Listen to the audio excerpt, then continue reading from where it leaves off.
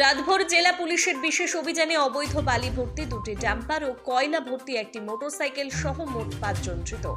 জেলা প্রশাসনের নির্দেশ অনুযায়ী অবৈধ বালি কয়লা পাচার রোধে পুলিশ সক্রিয় হয়ে উঠতে পুলিশের জালে আটকা পড়েছে পাচারকারীরা। সেইরূপ বুধবার রাত থেকে বৃহস্পতিবার সকাল পর্যন্ত একটানা জেলার বিভিন্ন প্রান্তে বিশেষ অভিযান চালানো হয় ডিএসপি জিআইভি স্বপন কুমার চক্রবর্তীর নেতৃত্বে। ফলস্বরূপ শিউড়ি থানা এলাকায় রাজারপুকুরের কাছে মুর্শিদাবাদগামী একটি বালি বোঝাই ডাম্পার আটক হয়, যেটা রাজনগর থানা জয়পুর অবৈধ বালিঘাট হয়ে বালি সংগ্রহ করে ভিন জেলায় পাচারের উদ্দেশ্যে রওনা হয়েছিল। পরবর্তীতে মোহাম্মদ বাজার থানার টাংসুলি জঙ্গলের মধ্যে মালদা জেলাগামী 16 চাকার বালি বোঝাই অপর একটি গাড়ি ধরা পড়ে। মোহাম্মদ বাজার থানা এলাকার 3টি অবৈধ বালিঘাট থেকে বালি উত্তোলন করা হয় বলে পুলিশ জানতে পারে। উভয় চালককেই কোনো চালান জমা দিতে ব্যর্থ হন। সেই অনুযায়ী উভয় চালক এবং তাদের সহকারী মিলিয়ে মোট 4 জনকে গ্রেপ্তার করে। পরিশেষে চালক এবং সহকারী সহ বালি বোঝাই যানবাহনগুলি সংশ্লিষ্ট থানার পুলিশ অফিসারের কাছে হস্তান্তর করে এবং নির্দিষ্ট ধারায় মামলা শুরুর নির্দেশ দেন বলে সূত্রের খবর।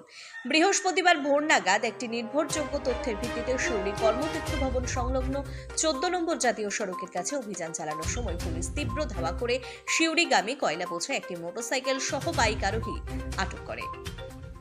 পুলিশের জেরার মুখে ধৃত ব্যক্তি দুবরাজপুর থানার গোপালপুরের বাসিন্দা শাহাবুদ্দিন খাঁ, বয়স 29 বছর, স্বীকার করে যে লোকপুর থানার পাশ থেকে প্রায় 6 কুইন্টাল অবৈধ কয়লা সংগ্রহ করেছিল। উক্ত কয়লা শিউড়ি থানার বাঁশঝোল গ্রাম সংলগ্ন ইটভাটায় পরিবহন করা হচ্ছিল। কয়লা বোঝাই মোটরসাইকেল সহ ধৃতকে শিউড়ি থানায় হস্তান্তর করে এবং নির্দিষ্ট ধারায় তার বিরুদ্ধে মামলা শুরু হয়েছে বলে পুলিশ সূত্রের খবর।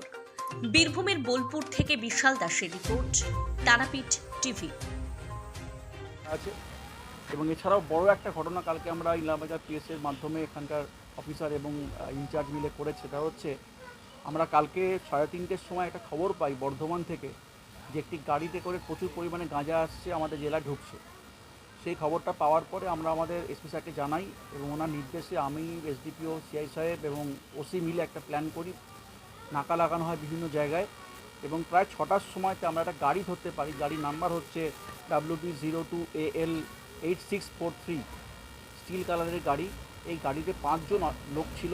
এই 5 জন লোককে আমরা যখন আটক করি এবং সার্চ করি, আমরা যে কাছ থেকে 33 কেজি গাঁজা পাই, তার সঙ্গে 1,33,000 টাকা তাদের কাছ থেকে আবার রিকভারি করি।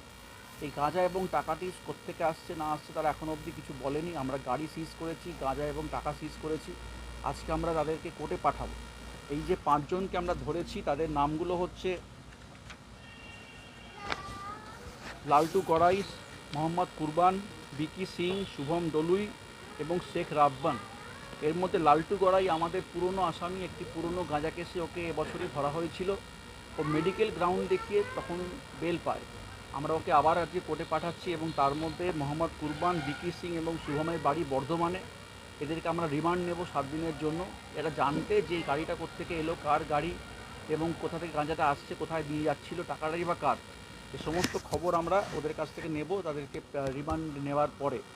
তো এই যে বড় কাজটি এখানে হয়েছে গাঁজা এবং গাড়ি ধরা, এর জন্য আমাদের বড় সাহেব খুবই খুশি হয়েছেন এবং আমরা চাইবো যে এটা সবার কাছে ছড়িয়ে পড়ুক যে আমাদের পুলিশ কিন্তু আমাদের জেলার যে বর্ডার, সেখানে কোনো অনৈতিক কাজ, কোনো ইলিগাল কাজ কোনো জায়গাতে ঘটলে তাকে আমরা আটকাবো, লোককে অ্যারেস্ট করব এবং আমরা তার লিগাল অ্যাকশন নেব। স্যার, কোন লোক? এটা হাজরাপাড়া থেকে ধরা হয়েছে।